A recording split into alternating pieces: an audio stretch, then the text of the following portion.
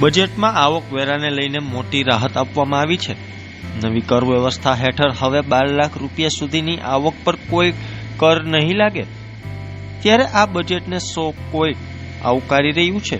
નાણામંત્રી નિર્મલા સીતારમણે આજે પોતાનું 8મું બજેટ રજૂ કર્યું છે અને આ બજેટને કોઈ આવકારી રહ્યું છે, ત્યારે રાજકોટ ઓટોમોબાઈલ ઇન્ડસ્ટ્રીઝ દ્વારા પણ આ બજેટને આવકારવામાં આવ્યું છે।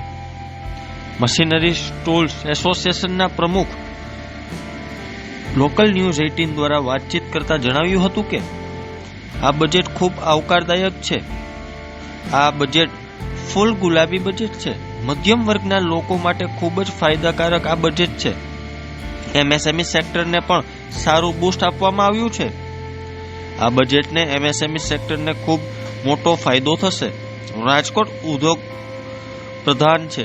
સૌરાષ્ટ્રના નાના ઉદ્યોગો વધારે છે, ત્યારે આ નાના ઉદ્યોગોને 3 કરોડ 5 કરોડ અને 10 કરોડની જે વ્યવસાય આપવામાં આવી છે, ત્યારે આ સહાયથી નાના ઉદ્યોગોને મોટું બુસ્ટિંગ મળશે।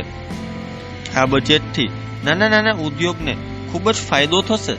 સૌરાષ્ટ્રમાં મોટા ભાગના નાના ઉદ્યોગો છે, ત્યારે આ બજેટમાં જે છૂટ આપવામાં આવી છે તેના થકી નાના ઉદ્યોગકારોને મોટો ફાયદો થશે, જેથી આખું આ ઓલ ઓવર જ્ઞાન બજેટ ખૂબ જ સારું રહ્યું છે અને આવકારદાયક છે।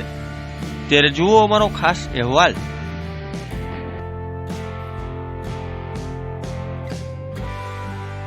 આજે જ્યારે આપણા નાણામંત્રી નિર્મલા સીતારામનજીએ જે આ બજેટ રજૂ કર્યું એ ખૂબ જ આવકારદાયક છે।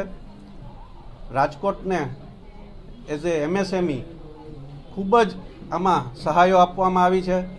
એમએસએમઈ તરીકે વાત કરીએ તો રાજકોટ એક ઉદ્યોગ પ્રધાન છે અને સમગ્ર સૌરાષ્ટ્રમાં નાના ઉદ્યોગો વધુ છે, તો આ નાના ઉદ્યોગોને જે 10 કરોડ 5 કરોડ અને 3 કરોડની જે સહાય આપવામાં આવેલી છે તે ખરેખર આપણા ઉદ્યોગોને બુસ્ટિંગ મળશે અને 25%થી પણ વધારે ઉદ્યોગોને આમાં ફાયદો થવાનો છે। ખાસ તો આ બજેટમાં જે કૃષિ પ્રધાન અને ઉદ્યોગ ક્ષેત્રને બહુ જ સારી રીતે જોડવામાં આવેલું છે અને ઉદ્યોગોને જે પ્રોત્સાહન આપવામાં આવેલું છે તે ખરેખર એઝ એ ઉદ્યોગકાર તરીકે રાજકોટને અને સમગ્ર ઉદ્યોગકારોને આ બજેટ ખૂબ જ ફાયદારૂપ થવાનું છે। અલગ અલગ ક્ષેત્રોમાં પણ ખૂબ જ સારી યોજનાઓ અને સારી સહાયો આપવામાં આવેલી છે। ઓવરઓલ જોઈએ તો આ જે જ્ઞાન બજેટ છે એ ખૂબ જ સારું છે, આવકારદાયક છે।